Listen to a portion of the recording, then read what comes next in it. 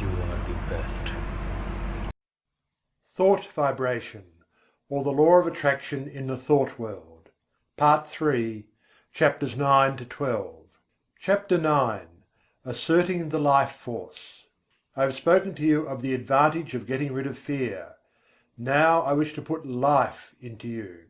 Many of you have been going along as if you were dead: no ambition, no energy, no vitality, no interest, no life. This will never do. You are stagnating. Wake up and display a few signs of life. This is not the place in which you can stalk around like a living corpse.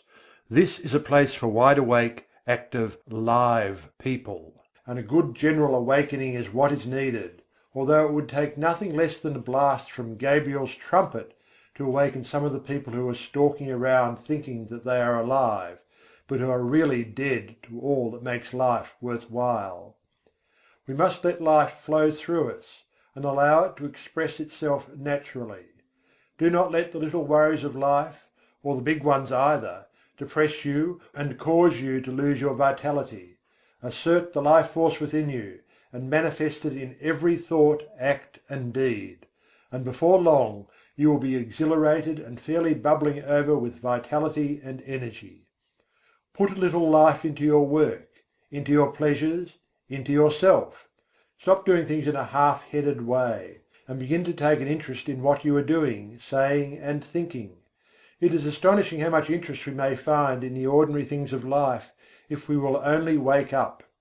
There are interesting things all around us, interesting events occurring every moment, but we will not be aware of them unless we assert our life force and begin to actually live instead of merely existing.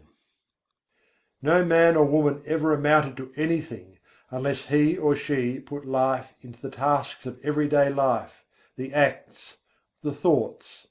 What the world needs is live men and women. Just look into the eyes of the people whom you meet, and see how few of them are really alive. The most of them lack that expression of conscious life which distinguishes the man who lives from the one who simply exists. I want you to acquire this sense of conscious life, so that you may manifest it in your life and show what mental science has done for you. I want you to get to work today, and begin to make yourself over according to the latest pattern. You can do this if you will only take the proper interest in the task. Affirmation and exercise. Fix in your mind the thought that the I within you is very much alive, and that you are manifesting life fully, mentally and physically. And keep this thought there, aiding yourself with constant repetitions of the watchword. Don't let the thought escape you, but keep pushing it back into the mind. Keep it before the mental vision as much as possible. Repeat the watchword when you awaken in the morning. Say it when you retire at night. And say it at meal times, and whenever else you can during the day, at least once an hour. Form the mental picture of yourself as filled with life and energy. Live up to it as far as possible. When you start in to perform a task, say, "I am alive," and mix up as much life as possible in the task. If you find yourself feeling depressed, say, "I am alive," and then take a few deep breaths, and with each inhalation let the mind hold the thought that you are breathing in strength and life, and as you exhale, hold the thought that you are breathing out all the old, dead, negative conditions and are glad to get rid of them. Then finish up with an earnest, vigorous affirmation, "I am alive," and mean it when you say it too. And let your thoughts take form in action. Don't rest content with merely saying that you are alive, but prove it with your acts. Take an interest in doing things, and don't go around mooning or daydreaming. Get down to business and live. Chapter 10. Training the Habit Mind. Professor William James, the well-known teacher of and writer upon psychology, very truly says, "The great thing in all education is to make our nervous system our ally instead of our enemy. For this we must make automatic and habitual, as early as possible, as many useful actions as we can, and as carefully guard against growing into ways that are likely to be disadvantageous. In the acquisition of a new habit, or the leaving off of an old one, we must take care to launch ourselves with as strong and decided initiative as possible. Never suffer an exception to occur until the new habit is securely rooted in your life. Seize the very first possible opportunity to act on every resolution you make, and on every emotional prompting you may experience, in the direction of the habits you aspire to gain. This advice is along the lines familiar to all students of mental science, but it states the matter more plainly than the majority of us have done. It impresses upon us the importance of passing on to the subconscious mind the proper impulses, so that they will become automatic and second nature. Our subconscious mentality is a great storehouse for all sorts of suggestions from ourselves and others, and, as it is the habit mind, we must be careful to send it the proper material from which it may make habits. If we get into the habit of doing certain things, we may be sure that the subconscious mentality will make it easier for us to do just the same thing over and over again, easier each time, until finally we are firmly bound with the ropes and chains of the habit, and find it more or less difficult, sometimes almost impossible, to free ourselves from the hateful thing. We should cultivate good habits against the hour of need. The time will come when we will be required to put forth our best efforts, and it rests with us today whether that hour of need shall find us doing the proper thing automatically and almost without thought, or struggling to do it bound down and hindered with the chains of things opposed to that which we desire at that moment. We must be on guard at all times to prevent the forming of undesirable habits. There may be no special harm in doing a certain thing today, or perhaps again tomorrow, but there may be much harm in setting up the habit of doing that particular thing. If you are confronted with the question, "Which of these two things should I do?" the best answer is, "I will do that which I would like to become a habit with me." In forming a new habit, or in breaking an old one, we should throw ourselves into the task with as much enthusiasm as possible, in order to gain the most ground before the energy expends itself when it meets with friction from the imposing habits already formed. We should start in by making as strong an impression as possible upon the subconscious mentality. Then we should be constantly on guard against temptations to break the new resolution just this once. This "just once" idea kills off more good resolutions than any other one cause. The moment you yield "just this once," you introduce the thin end of the wedge that will, in the end, split your resolution into pieces. Equally important is the fact that each time you resist temptation, the stronger does your resolution become. Act upon your resolution as early and as often as possible. As with every manifestation of thought in action, the stronger does it become. You are adding to the strength of your original resolution every time you back it up with action. The mind has been likened to a piece of paper that has been folded. Ever afterwards it has a tendency to fold in the same crease, unless we make a new crease or fold, when it will follow the last lines. And the creases are habits. Every time we make one, it is so much easier for the mind to fold along the same crease afterward. Let us make our mental creases in the right direction. CHAPTER XI. The psychology of emotion. One is apt to think of the emotions as independent from habit. We easily may think of one acquiring habits of action, and even of thinking, but we are apt to regard the emotions as something connected with feeling, and quite divorced from intellectual effort. Yet, notwithstanding the distinction between the two, both are dependent largely upon habit, and one may repress, increase, develop, and change one's emotions, just as one may regulate habits of action and lines of thought. It is an axiom of psychology that emotions deepen by repetition. If a person allows a state of feeling to thoroughly take possession of him, he will find it easier to yield to the same emotion the second time, and so on, until the particular emotion or feeling becomes second nature to him.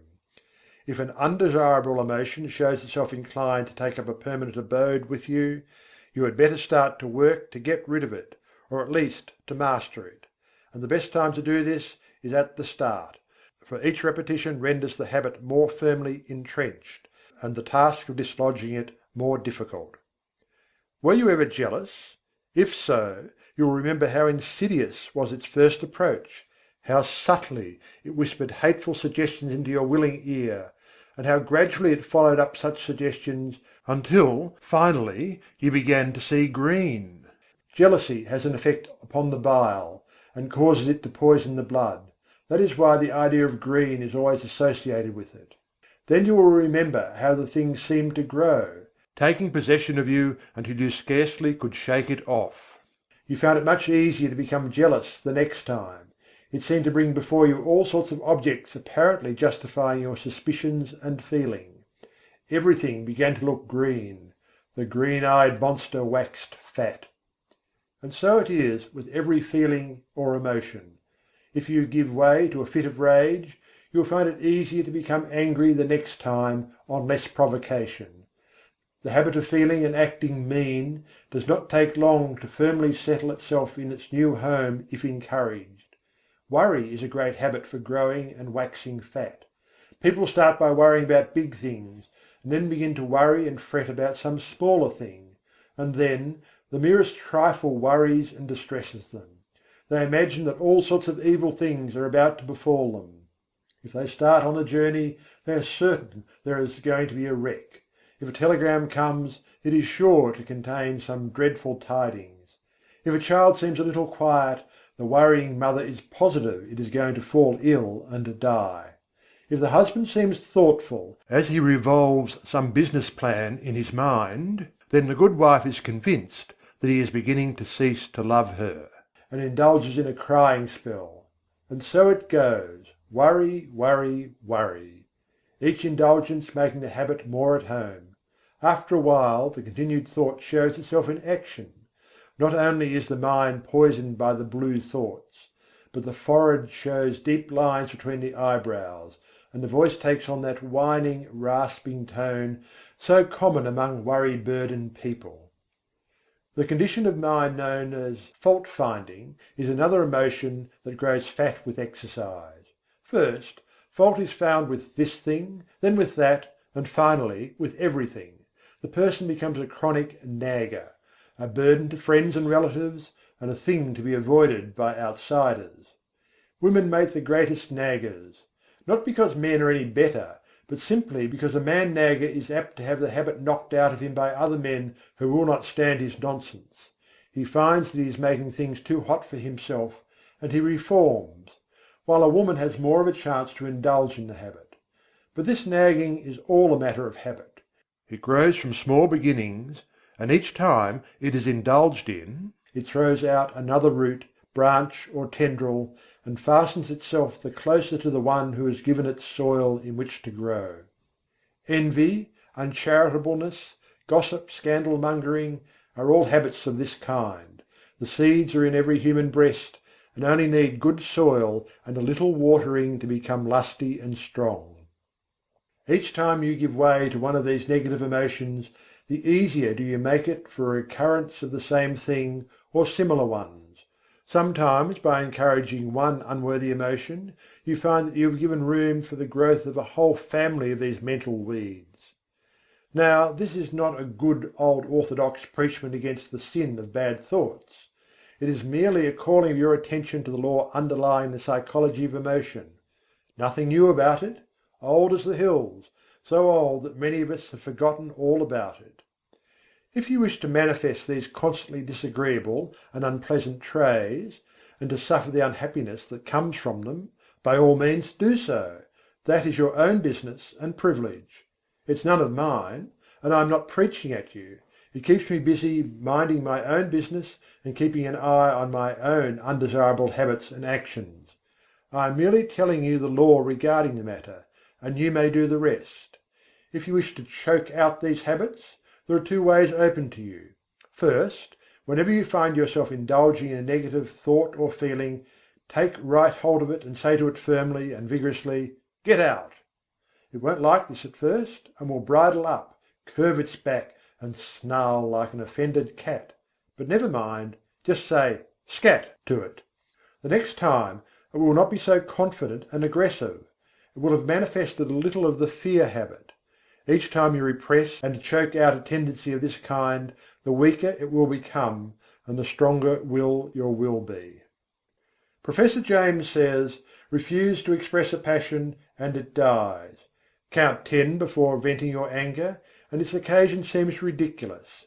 Whistling to keep up courage is no mere figure of speech. On the other hand, sit all day in a moping posture, sigh, and reply to everything with a dismal voice, and your melancholy lingers.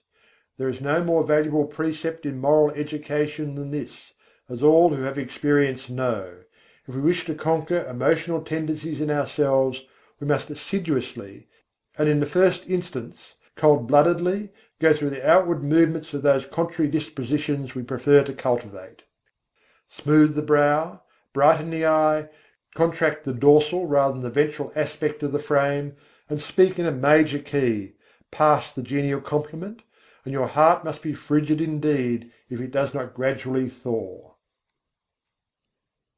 CHAPTER XII. Developing New Brain Cells. I have spoken of the plan of getting rid of undesirable states of feeling by driving them out. But a far better way is to cultivate the feeling or emotion directly opposed to the one you wish to eradicate. We are very apt to regard ourselves as the creatures of our emotions and feelings, and to fancy that these feelings and emotions are we. But such is far from being the truth. It is true that the majority of the race are slaves of their emotions and feelings, and are governed by them to a great degree. They think that feelings are things that rule one and from which one cannot free himself, and so they cease to rebel. They yield to the feeling without question, although they may know that the emotion or mental trait is calculated to injure them, and to bring unhappiness and failure instead of happiness and success. They say, "We are made that way," and let it go at that. The new psychology is teaching the people better things. It tells them that they are masters of their emotions and feelings, instead of being their slaves. It tells them that brain cells may be developed that will manifest along desirable lines, and that the old brain cells that have been manifesting so unpleasantly may be placed on the retired list, and allowed to atrophy from want of use. People may make themselves over, and change their entire natures. This is not mere idle theory, but is a working fact which has been demonstrated by thousands of people, and which is coming more and more before the attention of the race. No matter what theory of mind we entertain, we must admit that the brain is the organ and instrument of the mind, in our present state of existence at least, and that the brain must be considered in this matter. The brain is like a wonderful musical instrument having millions of keys, upon which we may play innumerable combinations of sounds. We come into the world with certain tendencies, temperaments, and predispositions.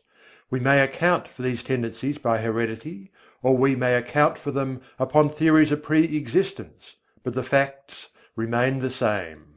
Certain keys seem to respond to our touch more easily than others. Certain notes seem to sound forth as the current of circumstances sweeps over the strings, and certain other notes are less easily vibrated. But we find, if we but make the effort of the will to restrain the utterance of some of these easily sounded strings, they will grow more difficult to sound, and less liable to be stirred by the passing breeze.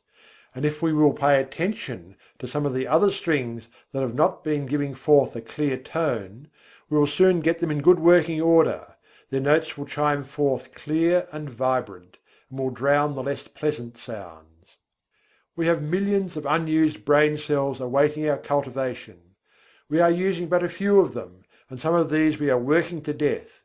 We are able to give some of these cells a rest by using other cells. The brain may be trained and cultivated in a manner incredible to one who has not looked into the subject. Mental attitudes may be acquired and cultivated, changed and discarded at will. There is no longer any excuse for people manifesting unpleasant and harmful mental states.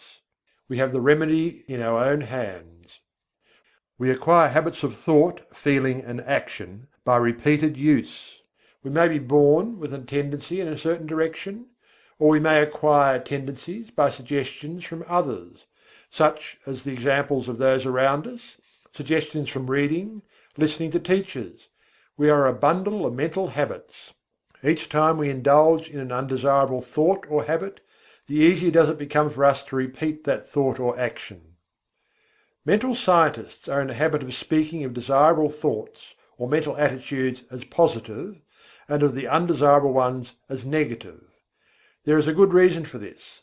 The mind instinctively recognizes certain things as good for the individual to which it belongs, and it clears the path for such thoughts, and interposes the least resistance to them. They have a much greater effect than an undesirable thought possesses, and one positive thought will counteract a number of negative thoughts.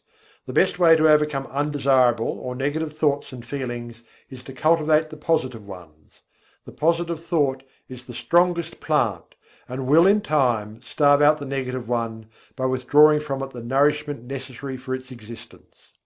Of course, the negative thought will set up a vigorous resistance at first, for it is a fight for life with it. In the slang words of the time, it sees its finish, if the positive thought is allowed to grow and develop. And consequently it makes things unpleasant for the individual until he has started well into the work of starving it out. Brain cells do not like to be laid on the shelf any more than does any other form of living energy, and they rebel and struggle until they are too weak to do so. The best way is to pay as little attention as possible to these weeds of the mind, but put in as much time as possible watering, caring for, and attending to the new and beautiful plants in the garden of the mind. For instance, if you are apt to hate people, you can best overcome the negative thought by cultivating love in its place. Think love, and act it out as often as possible. Cultivate thoughts of kindness, and act as kindly as you can to everyone with whom you come in contact. You will have trouble at the start, but gradually love will master hate, and the latter will begin to droop and wither. If you have a tendency towards the blues, cultivate a smile and a cheerful view of things. Insist upon your mouth wearing upturned corners, and make an effort of the will to look upon the bright side of things. The blue devils will set up a fight, of course, but pay no attention to them. Just go on cultivating optimism and cheerfulness. Let bright, cheerful and happy be your watchword, and try to live it out. These recipes may seem very old and time-worn, but they are psychological truths and may be used by you to advantage. If you once comprehend the nature of the thing, the affirmations and autosuggestions of the several schools may be understood and taken advantage of. You may make yourself energetic instead of slothful, active instead of lazy, by this method. It is all a matter of practice and steady work. New thought people often have much to say about holding the thought, and indeed it is necessary to hold the thought in order to accomplish results. But something more is needed. You must act out the thought until it becomes a fixed habit with you. Thoughts take form in action, and in turn actions influence thought. So by acting out certain lines of thought, the actions react upon the mind, and increase the development of the part of the mind having close relation to the act. Each time the mind entertains a thought, the easier becomes the resulting action, and each time an act is performed, the easier becomes the corresponding thought. So you see the thing works both ways, action and reaction. If you feel cheerful and happy, it is very natural for you to laugh, and if you will laugh a little, you will begin to feel bright and cheerful. Do you see what I am trying to get at? Here it is in a nutshell. If you wish to cultivate a certain habit of action, begin by cultivating the mental attitude corresponding to it. And as a means of cultivating that mental attitude, start to act out, or go through the motions of the act corresponding to the thought. Now see if you can not apply this rule. Take up something that you really feel should be done, but which you do not feel like doing. Cultivate the thought leading up to it. Say to yourself, I like to do so and so, and then go through the motions, cheerfully remember, and act out the thought that you like to do the thing. Take an interest in the doing, study out the best way to do it, put brains into it, take a pride in it, and you will find yourself doing the thing with a considerable amount of pleasure and interest. you will have cultivated a new habit. If you prefer trying it on some mental tray of which you wish to be rid, it will work the same way. Start in to cultivate the opposite tray, and think it out, and act it out for all you are worth. Then watch the change that will come over you. Don't be discouraged at the resistance you will encounter at first, but sing gaily, "I can and I will," and get to work in earnest. The important thing in this work is to keep cheerful and interested. If you manage to do this, the rest will be easy. End of thought vibration, or the law of attraction in the thought world. Part III, chapters 9 to 12.